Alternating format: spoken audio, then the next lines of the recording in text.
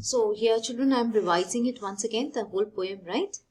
So the poet is on her way to Cochin airport. She had gone to visit her parents' house last Friday, and no, she had gone to visit her parents' house, and from there she was going back to her house in Cochin. The parents probably are someplace else. So she was on her way to Cochin airport with her old mother sitting beside her. She looks at her very closely, and when she's looking at her face, she describes and presents before us the image of her mother. She compares her with a corpse.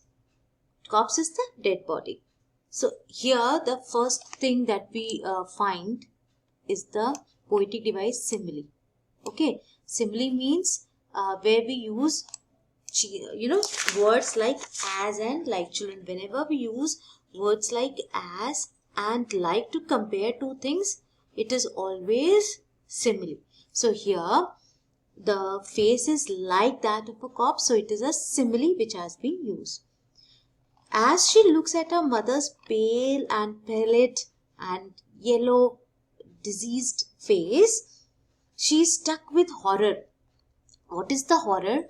That she might lose her mother very soon, that the mother might die very soon. So she is struck with horror and the pain of losing her.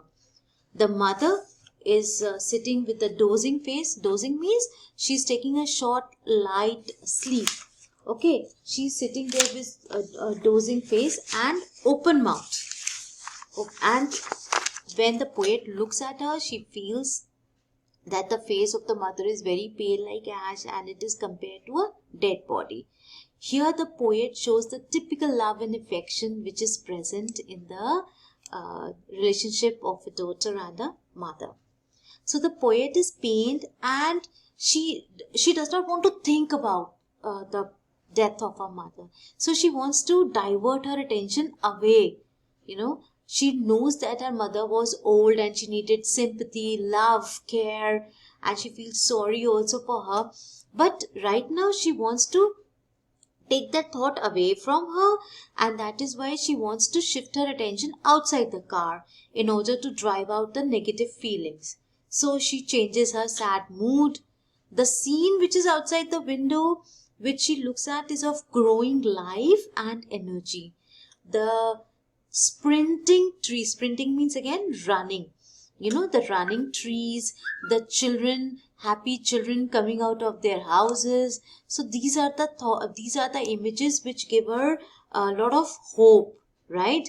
They symbolize life, they symbolize happiness, they symbolize youth, right? They symbolize youth, they symbolize vitality. So she wants to look at those images and wants to forget about the mother's old age.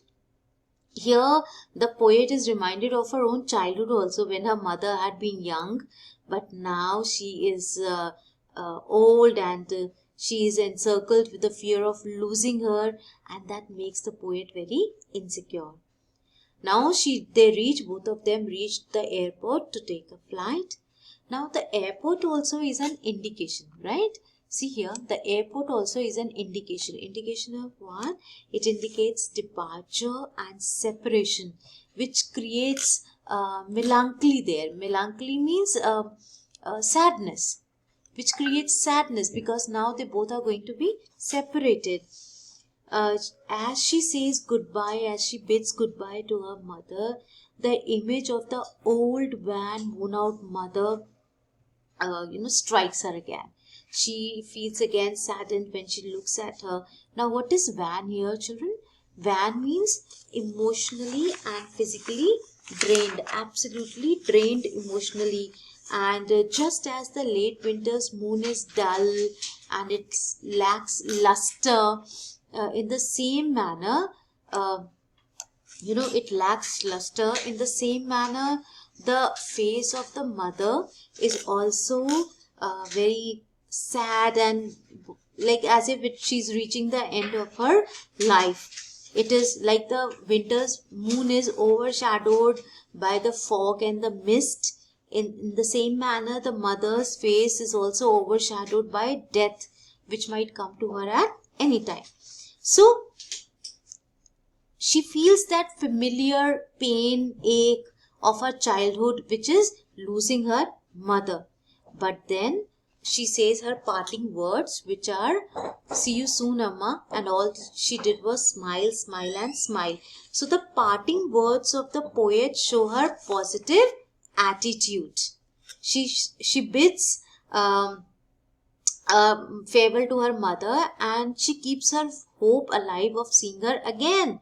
And she said, she, more than convincing anybody else, she's trying to convince her own self that "See you soon, Amma." And she hides her sorrow. She does not want to create a painful environment for her mother. And she conveys her that she is enjoying her life. And so the mother should also be happy, and she should also enjoy her life. So, this is like a smile, smile, and smile. She doesn't want her mother to see her sad, and she's convincing her own self that she will see her mother soon. Right? So this is what the poem is all about. The poem revolves around the theme of advancing age and the fear that adheres to loss and separation. It is a very sentimental account of the mother's approaching end through the eyes of her daughter. It's a very short poem, and you will notice that there is no full stop. It is like one long sentence. In the whole poem, there is no full stop. It is like long sentence, because this is one thought that has entered the poet's mind, and she uses various poetic devices to convey her thought to us. Now we come to poetic devices, children. The poetic devices used are, one is ashen-like, corpse, number 1. And the second simile which is used is pale as. I told you, when it is simile, we use as and like. Then there is metaphor. Metaphor again means comparison. Comparison, but without using words like as and like. Okay. So we use metaphor. So here the metaphor in the poem is merry children spilling out. So the youth of the children has been compared to the old age of the mother, and that is why metaphor. Next is personification. What is personification? Personification means giving human attributes to inanimate or non-living objects. Like, okay, so here the trees are shown as running. The trees cannot run, but the attributes of youth, etc., to give the attribute of youth to the trees, the thing has been used. And then is repetition. What is repetition? Repetition means repeating the same words again and again. Smile, smile, and smile. So these are the poetic devices. These are the difficult words, and this is the theme of the poem. Right? So I hope the poem is clear to you, and if you have any problems, children, you can always get back.